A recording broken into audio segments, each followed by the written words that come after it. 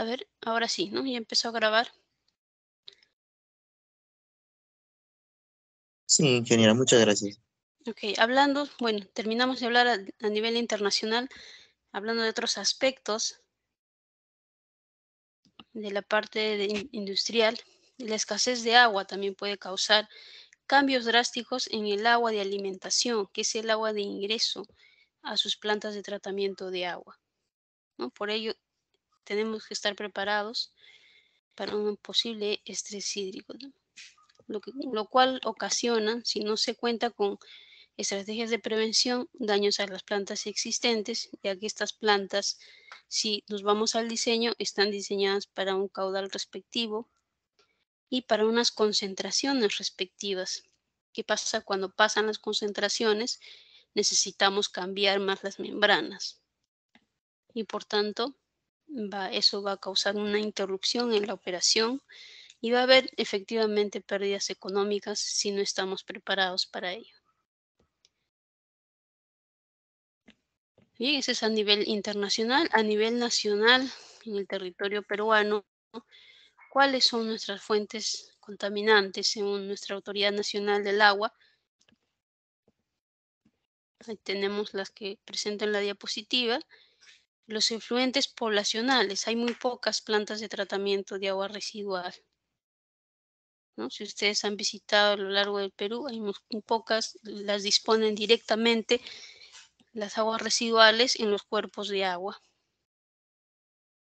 Pero sin embargo, ya hay proyectos también como por ejemplo el proyecto de descontaminación del lago Titicaca, el proyecto que llamamos PETAR Titicaca, que se está construyendo ahora mismo, donde se va a construir 6 nuevas PETAR y se va a operar la parte de operación y mantenimiento de unas 4 PETAR, en total van a ser 10, ¿no? Y eso lo está haciendo una empresa mexicana llamada FIPASA.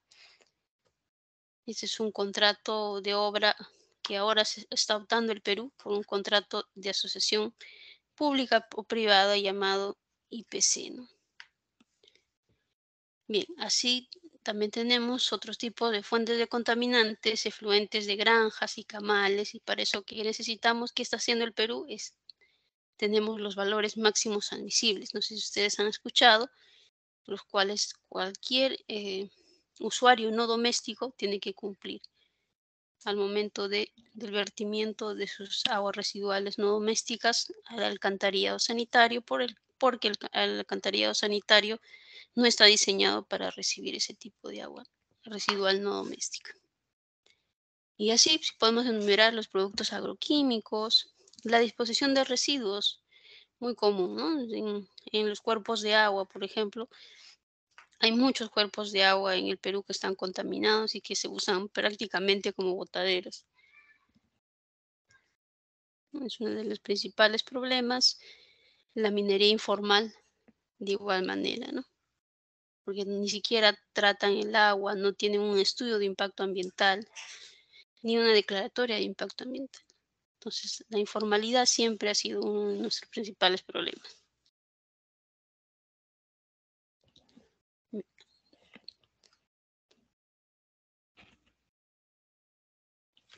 Bien, tenemos la clasificación de los contaminantes habituales, que son los que comúnmente se encuentran. Y hay una serie de clasificaciones, ¿no? Si nos vamos a la bibliografía, vamos a encontrar diferentes tipos de clasificaciones. Aquí les presento solo dos. ¿Qué medimos en los contaminantes habituales? Bacterias y microorganismos patógenos que son indicadores de la contaminación del agua. DBO, la demanda bioquímica de oxígeno, la DQ, el oxígeno disuelto, ¿no? Para lo cual necesitamos llevarlas al laboratorio todavía para medirlo, diferente a la temperatura, pH, conductividad, que lo podemos medir con un multiparamétrico y son parámetros que se miden in situ, ¿no? En campo. Otros parámetros habituales es el fósforo total, nitrógeno, amonio, nitratos, potasio también para saber si se encuentran en la relación de nitrógeno-potasio adecuadas. Y dependiendo de la actividad, que es otra clasificación, ¿no? Dependiendo de la industria, se va a medir metales pesados, si la industria es de microcontaminantes orgánicos, si es de plaguicidas, si es de origen de aceites e hidrocarburos.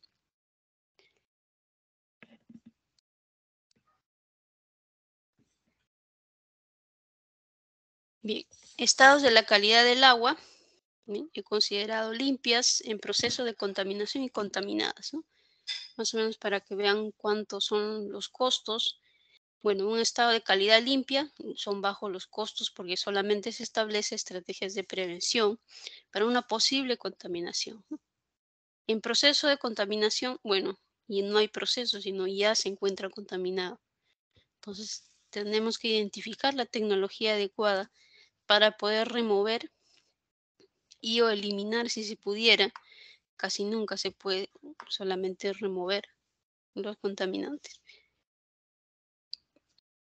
Y cuando ya se encuentra degradada, es decir, ya utilizamos técnicas de remediación, que ya seguramente lo ven en otros cursos, en el curso de remediación y tratamiento de efluentes, ecosistemas degradados, y para ello se necesita altos costos, ¿no? Cuando ya están contaminados y está degradada prácticamente, es todo un problema, no solamente realizar el diagnóstico para saber cuántos metros cúbicos se ha contaminado, sino también establecer el tratamiento y los altos costos que implica, porque estamos hablando de tratamientos no solamente primarios, secundarios, terciarios, sino avanzados.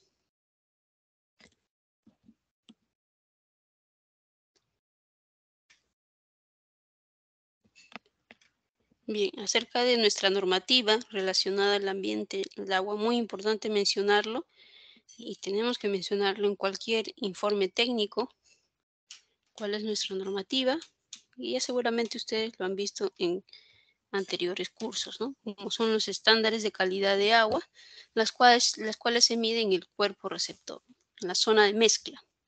Los límites máximos permisibles también es otra normativa, en los cuales se mide al finalizar, ¿no? En la última tubería. Y si estamos trabajando en algún sector, tenemos los diferentes límites máximos permisibles para el sector energía y minas, producción, vivienda, transportes y comunicación. Y no se olviden de mencionar siempre la ley de recursos hídricos también dentro del informe técnico.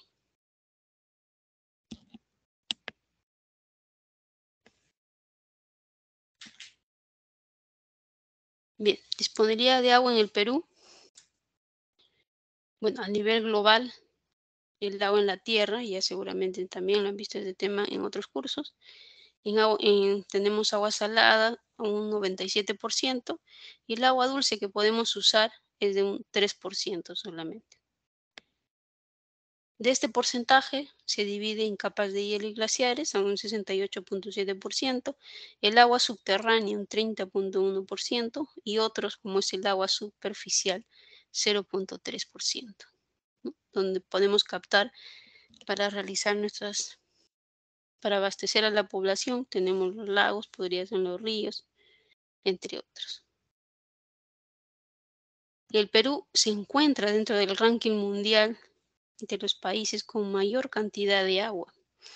Después de Brasil, de Rusia, Canadá, Indonesia, China, Colombia, Estados Unidos, el Perú se encuentra en el octavo lugar, aproximadamente con un 1.89% del agua superficial. Y por lo tanto, es un país privilegiado, nuestro país. Contamos con agua dulce, pero aquí el tema no solamente contar con suficiente cantidad, sino saber administrarla con equidad, ¿no? Y ese es un problema eh, que la Autoridad Nacional del Agua, pues, a través de sus diferentes autoridades en la cuenca, se están encargando de solucionar. Bien, el ciclo hidrológico del agua. A ver, ¿por qué proceso inicia el ciclo hidrológico del agua? A ver, ¿quién me dice?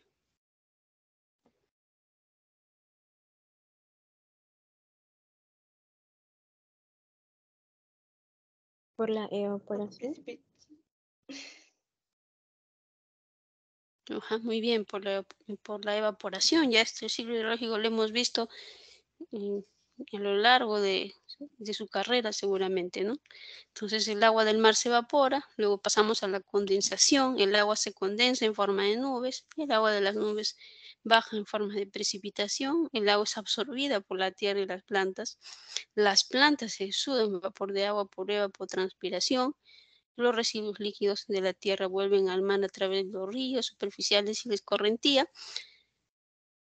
y es así como nuevamente regresa al mar y cierra el ciclo hidrológico. Por tanto, la recarga viene a ser permanente y eso nos lleva a la siguiente pregunta. ¿Es escasa el agua dulce?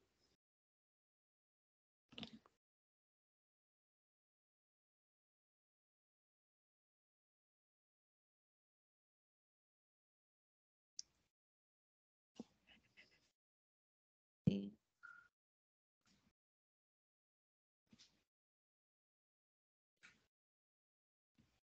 Bien, en principio el Eh, ciclo del... eh, Sí, Solo dígame, una dígame. pequeña... Ujú. Sí, Sí, Indira, dígame. de acuerdo a la pregunta que si el agua dulce es escasa, vemos la proporción de agua o el volumen de agua que existe en el planeta y solo una pequeña parte es agua apta para el consumo humano. Entonces, podría darse por ese punto que se está volviendo más escasa.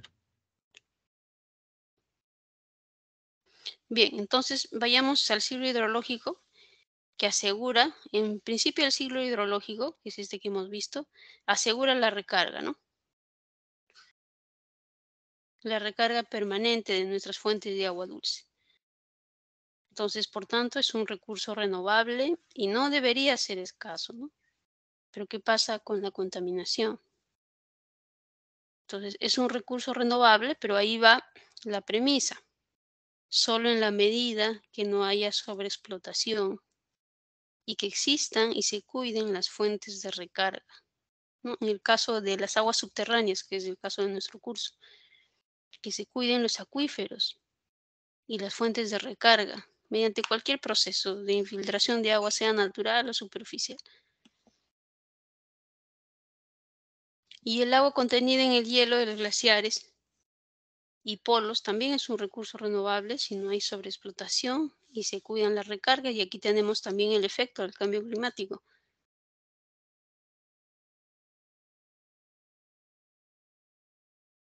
Bien, otra problemática, a ver, tenemos el crecimiento poblacional, ¿no? Que es algo que no podemos evitar, ¿no? Entonces, a mayor aumento de población exige mayores consumos de agua dulce, ¿no? Y esto se ve muy bien cuando hacemos los proyectos por cualquiera de los métodos, sea aritmético, geométrico, incrementacional, todo. Vamos a ver que estos incrementos, y cuando proyectamos, hacemos nuestra gráfica, hay un aumento exponencial, ¿no? Una mayor demanda. Entonces, el crecimiento poblacional de todas maneras incide negativamente en el consumo. ¿Qué necesitamos como proyectistas? Buscar más oferta, ¿no? Más fuentes de agua.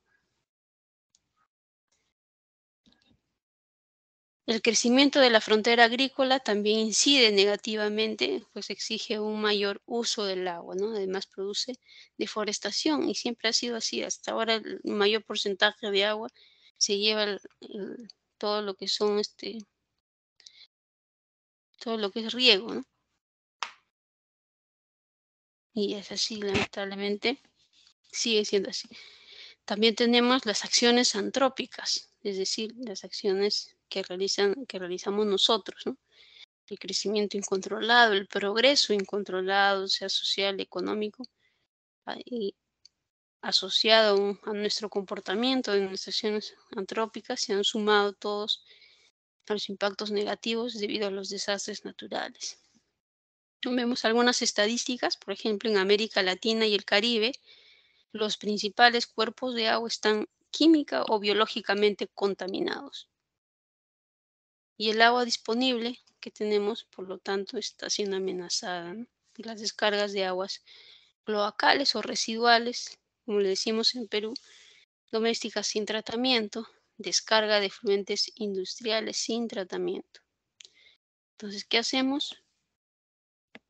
con las descargas de aguas locales sin tratamiento, primero identificarlas y luego establecer o implementar una planta de tratamiento.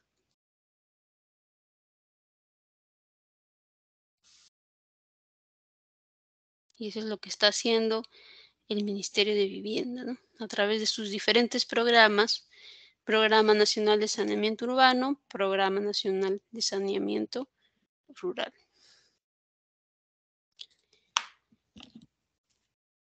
Bien, otros contaminantes, los desagües de terrenos mineros, más que todo si son informales, el arrastre de sedimentos, el consumo excesivo de fertilizantes y plaguicidas, que a dónde van a parar todos estos. ¿Mm? Entonces, la sobreexplotación de aguas subterráneas sin cuidar las fuentes de recarga también es una problemática. ¿No? Sin pozos de monitoreo, entonces ahí estamos un poco perdidos. Entonces, ¿qué pasará sumado a todo ello con el cambio climático? A ver, les pregunto a ustedes, ¿qué pasará además con el cambio climático?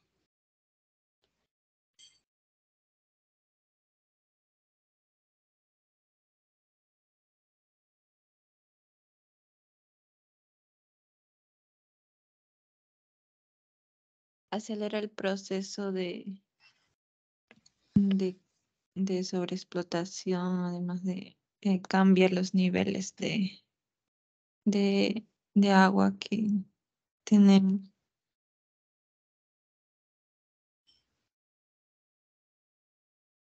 Entonces, en principio, el cambio climático de todas maneras va a cambiar el ciclo hidrológico, ¿no? Como dice su compañera, va a agudizar las situaciones extremas también. La disponibilidad de agua que tenemos ahora, que les dije que somos número 8, tal vez en unos años ya no vamos a ser ni número 8. La disponibilidad de agua que tenemos ya no va a ser la misma. Entonces, va a cambiar el ciclo hidrológico, por lo tanto, va a cambiar nuestra disponibilidad de agua y también va a agudizar las situaciones extremas. De las situaciones extremas, las naturales, me refiero a los huracanes, inundaciones, sequías.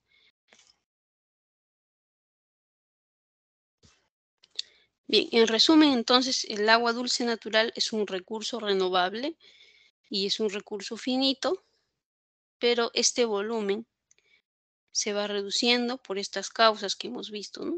Por la sobreexplotación de acuíferos, por la contaminación antrópica y por la desaparición de los glaciares. Y solo he enumerado 3, pero aquí hay muchos, ¿no? Por enumerar.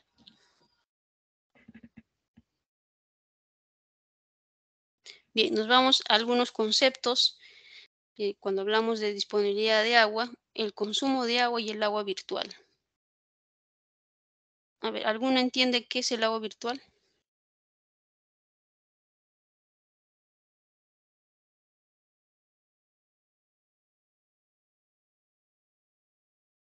¿O alguien ha hallado la huella hídrica? Porque ahora en las empresas privadas están hallando la huella hídrica. Inclusive la Autoridad Nacional del Agua da el premio azul, me parece, o azul verde, a las empresas que calculen la huella hídrica y disminuyan el consumo de agua.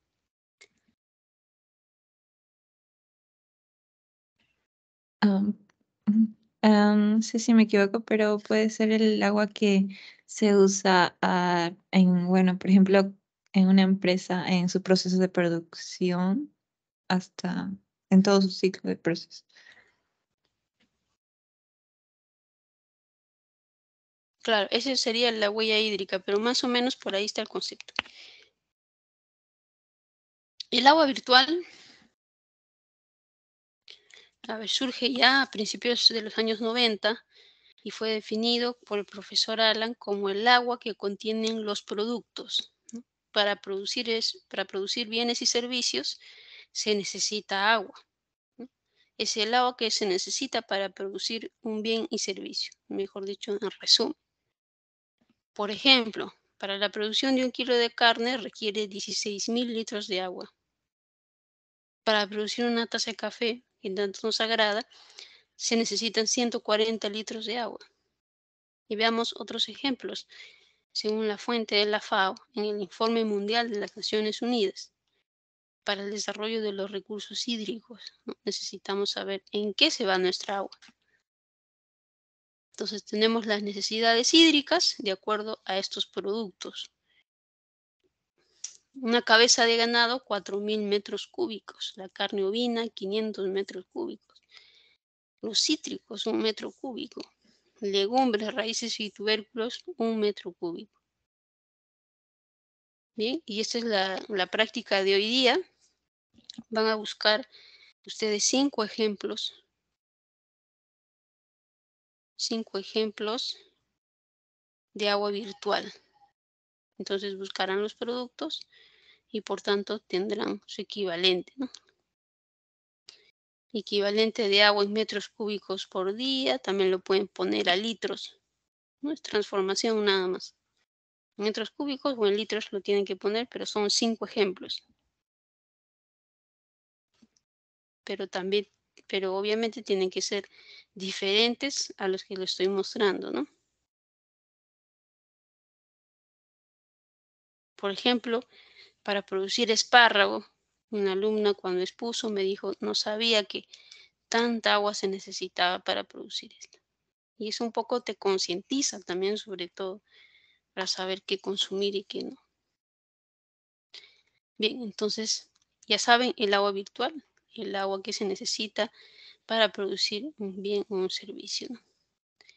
Ahora, la huella hídrica. ¿Alguien sabe qué es la huella hídrica?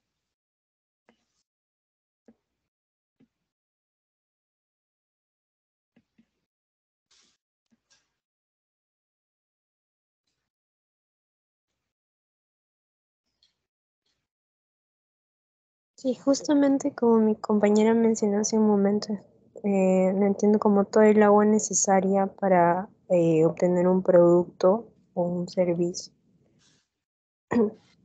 Exacto, ¿no? Bueno, se mide de diferentes maneras. Es el volumen total del agua dulce usado, sea directa o indirectamente, para obtener los bienes y servicios, sea de una empresa, de un individuo o de una comunidad o de un país.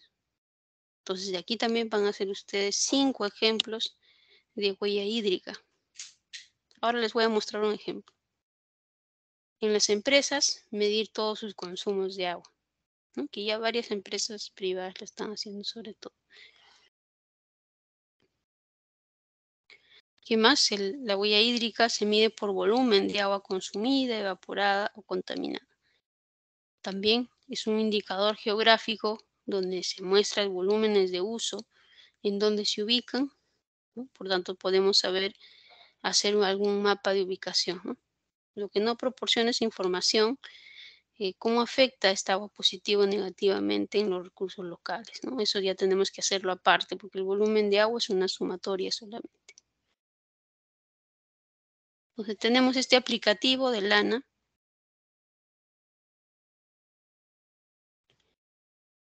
Para el cálculo de la huella hídrica de una persona, de un individuo.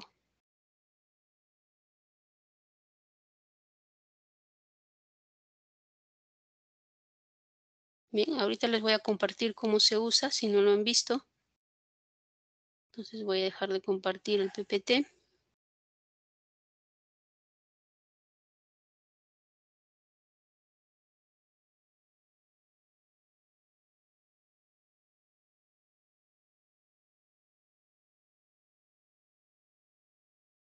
Bien, ¿se logra visualizar? Sí, sí se logra. Sí. Ok. Entonces, cálculo de la huella hídrica de un individuo. Escribes tu nombre. Vamos a poner acá Miriam.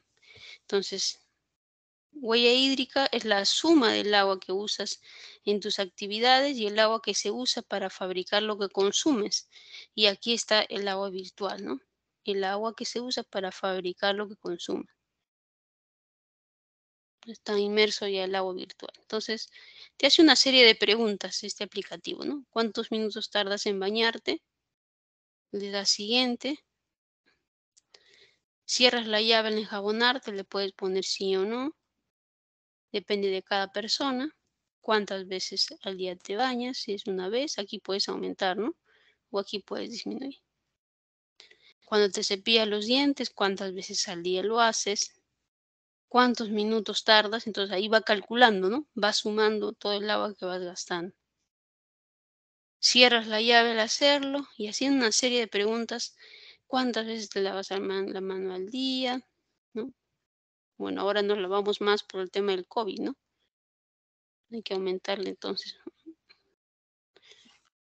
Cierras la llave al hacerlo. ¿Cuántas veces entras al baño?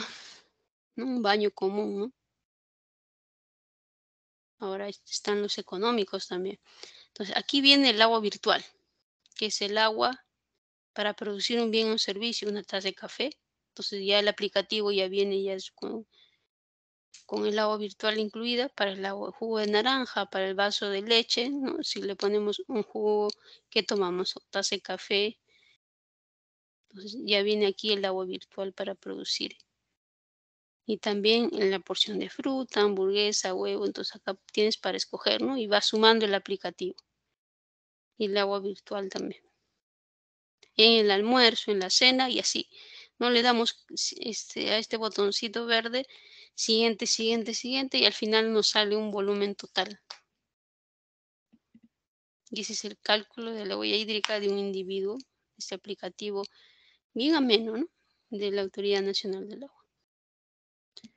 Bien, hasta ahí lo vamos a hacer porque si no nos vamos a demorar mucho. Volvemos a la presentación.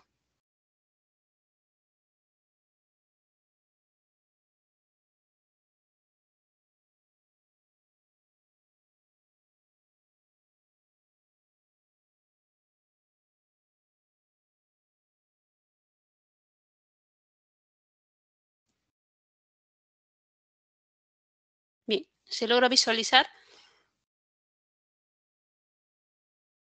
Ingeniero. Ok, entonces Sí. ya les he enviado por si quieren hacer un ejemplo de huella hídrica, porque está en la práctica que van a rendir hoy de manera grupal. Pueden hacer un ejemplo de cálculo de huella hídrica de un individuo, pueden tomar este ejemplo. Si quieren hacerlo de una empresa, también. Quieren hacerlo de un país, también, no hay problema. Pero son 5 ejemplos. Bien. Entonces, ahora vamos a ver algunas soluciones a la crisis del agua dulce. ¿Qué estamos haciendo mediante esta crisis? ¿Qué está haciendo el Perú? ¿Qué está haciendo en los demás países? ¿No? Hay que buscar soluciones. Tenemos algunas soluciones, son más seguramente. Por ejemplo, la reducción de los costos de desalinización. Podemos optar por instalar plantas desalinizadoras porque los costos antiguamente estaban pero carísimos, ¿no? Y el gasto de energía, que es el costo operativo más elevado de estas plantas, ha bajado, ¿no? De 15 kilowatts por metro cúbico hasta 3 kilowatts. Por el costo de la implementación de la planta no es digamos, comparado, no es tan costosa comparado en la parte operativa. De operación y mantenimiento es más costosa, ¿no? La protección de las fuentes de aguas superficiales a través de los diferentes proyectos de las obras hidráulicas, donde se protegen las fuentes de aguas superficiales. Protección de las recargas de los acuíferos. Reducimos la sobreexplotación de los acuíferos. Aumentamos las capacidades mediante recargas, sean naturales o artificiales, y para ello necesitamos implementar los pozos de monitoreo también. Una adecuada gestión integral de los recursos hídricos, que es lo que está haciendo la Autoridad Nacional del Agua en las diferentes cuencas, ¿no? Y por qué no mencionar los nuevos desarrollos tecnológicos que aportan muy bien a la solución de la crisis. Siempre la investigación, las tesis van a apoyar a la solución de la crisis. Como por ejemplo, cuando hablamos de tecnologías, las tecnologías usadas, tenemos a las membranas, a la nanotecnología, que es muy conocida, hay varias tesis, a los humedales artificiales, que también ya está no solamente a escala de laboratorio, ya está a escala industrial, muy usada en minería, la fitorremediación y la fotocatálisis. Veamos algunas de ellas. Y también es la tercera pregunta de la práctica de hoy, ¿no? Explique 3 nuevas tecnologías para la solución de la crisis del agua, ¿no? Para la solución de la escasez de agua. Aparte de estas que las presento, ¿no? Que les indico, les voy a compartir esta diapositiva. Entonces, aparte de eso, ¿qué otras tecnologías existen? Bien, es otra de las preguntas de la práctica. Entonces tenemos aquí, vamos a desarrollar unas 3. Por ejemplo, la nanotecnología. Hay tesis del uso de nanopartículas de hierro para la reducción de arsénico. Hay tesis de la remediación nanocatalizada de suelos con hidrocarburos, ¿no? Y hay investigaciones para la reducción de agua para riego mediante en el suelo mediante nanopartículas.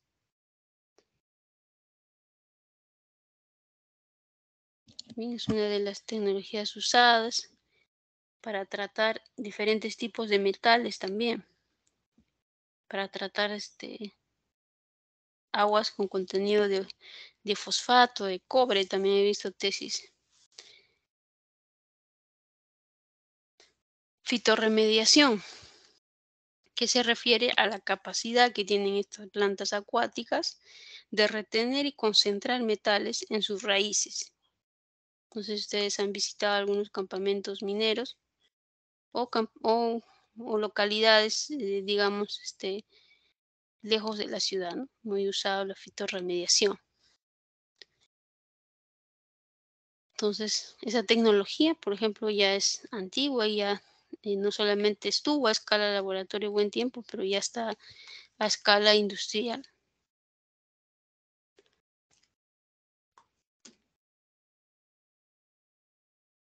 O a escala piloto, ¿no?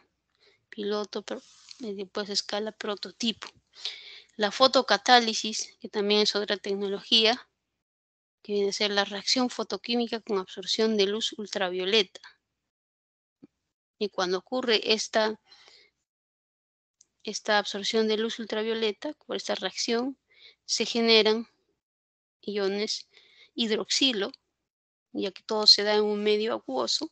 Entonces tenemos como resultantes los contaminantes orgánicos más CO2 más agua. Pero aquí el tema es la remoción de estos contaminantes inorgánicos. ¿Qué hacemos después con estos contaminantes inorgánicos? Entonces ahí viene la parte de la investigación. ¿También hay tesis? Sí, también hay tesis de tecnologías.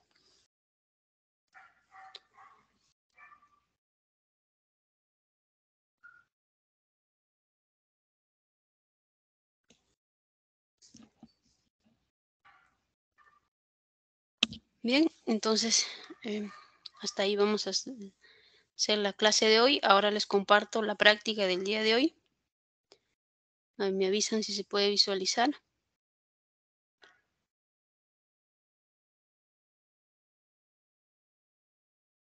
La práctica de hoy va a ser una práctica teórica, ¿no? Aunque no tan teórica, porque van a buscar volúmenes de agua en la huella hídrica y aquí también en el agua virtual, ¿no? Entonces, delegado, no sé si ya tienes la relación de grupos. Luego me lo envías por correo, ahí te envío mi correo en el chat. Bien, la primera pregunta, entonces indique y explique 5 ejemplos de agua virtual. ¿Qué es el agua virtual? Ya saben, ya hemos visto ejemplos. Indique y explique 5 ejemplos de huella hídrica. También ya saben que es huella hídrica. Ya les he dado un ejemplo con el aplicativo de lana. Ese es un ejemplo de la huella hídrica de un individuo.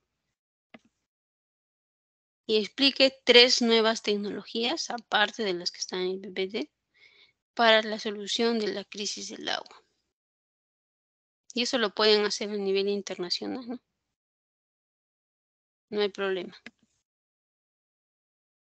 Bien, ¿alguna consulta hasta aquí?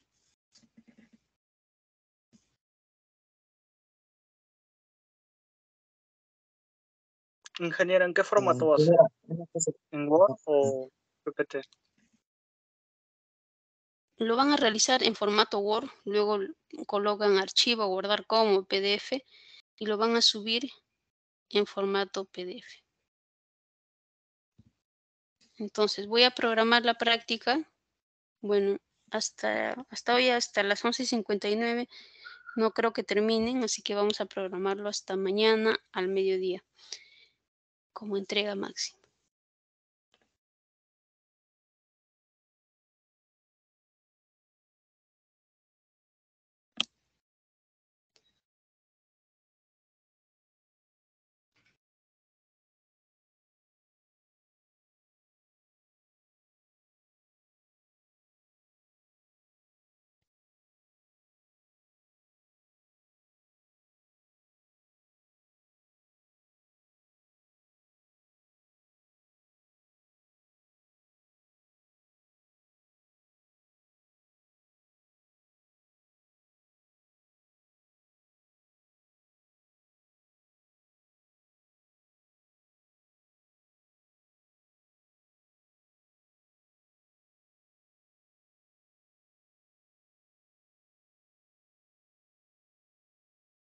Ingeniera, una consulta. Dígame.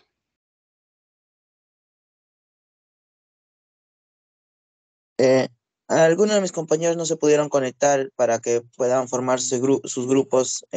Los adiciono nomás a la lista, ¿no? Y les digo que mañana tienen que presentar la práctica, de todas maneras. Máximo hasta las 12 de la tarde. ¿Es correcto? Ok, muchas gracias, ingeniero.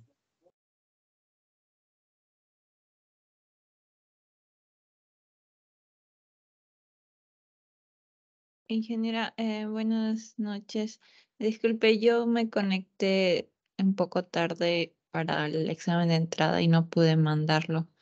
Ese examen, bueno, me conecté tarde porque recién llegué a mi casa de trabajar y no sé si ese examen tiene alguna validez porque no lo he podido enviar.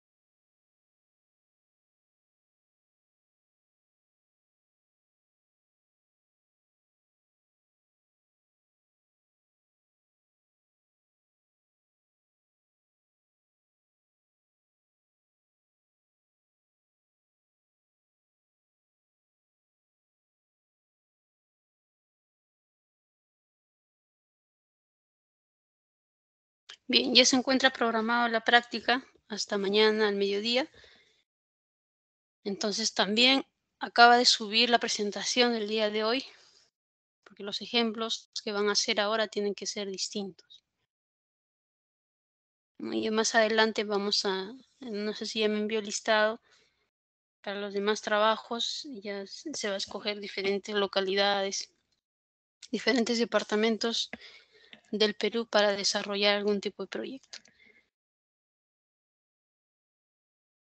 Ingeniera, no sé si me podría dejar una horita más para que los chicos también pongan sus ejemplos, para que no haya ejemplos iguales. No sé si me podría dar una hora y le mando la lista completa. De paso llamo a mis compañeros que no han podido asistir para que de una vez se puedan unir, para que no haya problemas más adelante. Ok, no hay problema. Me envía a ese correo que le he puesto en el chat el listado final, ¿bien? Para tener en Ok, cuenta. muchísimas gracias.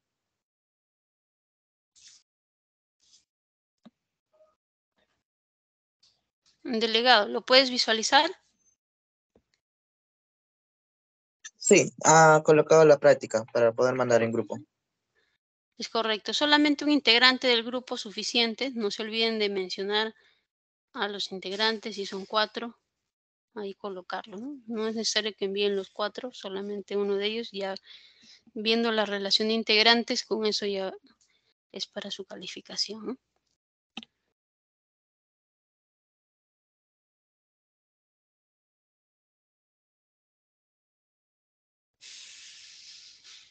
Bien, entonces, si no hay consultas, les dejo este tiempo para que puedan avanzar con la práctica número 1, Ingeniera, para que disculpe, puedan no sé. culminarlo satisfactoriamente hasta mañana a las 12 como tiempo máximo. Ingeniera, disculpe, no sé si se me escucha. Sí, dígame. Ay, es que antes le hice una consulta, creo que no me pude escuchar. No sé si me Sí, escuchó. dígame. Ah, ya. Ah, no, le quería decir sobre que no pude enviar mi examen de entrada porque recién acaba de llegar de trabajar y no sé si ese examen tiene alguna validez o puede afectar mi nota. Claro, ese examen va justamente con el promedio de prácticas, ¿no? Justamente va sumado aritméticamente y luego dividido con el promedio de prácticas. Traten de dar todas las prácticas, todos los exámenes, porque si no dan alguno, pues van a tener un 0,0 en uno de ellos y les va a bajar el promedio de prácticas. Y después al final, después me dicen, ¿por qué tengo tan bajo? ¿Por qué si en este examen saqué buena nota y tengo tan bajo? Es por ese examen que no dieron y tienen 0,0, ¿no? Un 0,0 te baja bastante el promedio. Entonces traten de asistir, traten de dar sus prácticas y sus trabajos académicos. Ingeniero, una consulta. Ingeniera, disculpe, en ese caso me podría dar un par de minutos para subirlo porque no pude llegar a subir. Por favor.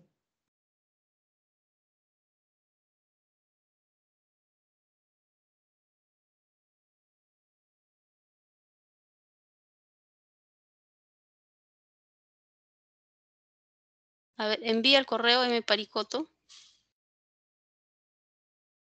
A ver si puede enviarlo. Ya, ok, ingeniero. Gracias. Máximo hasta las 9:20 que culmina la clase, ¿no?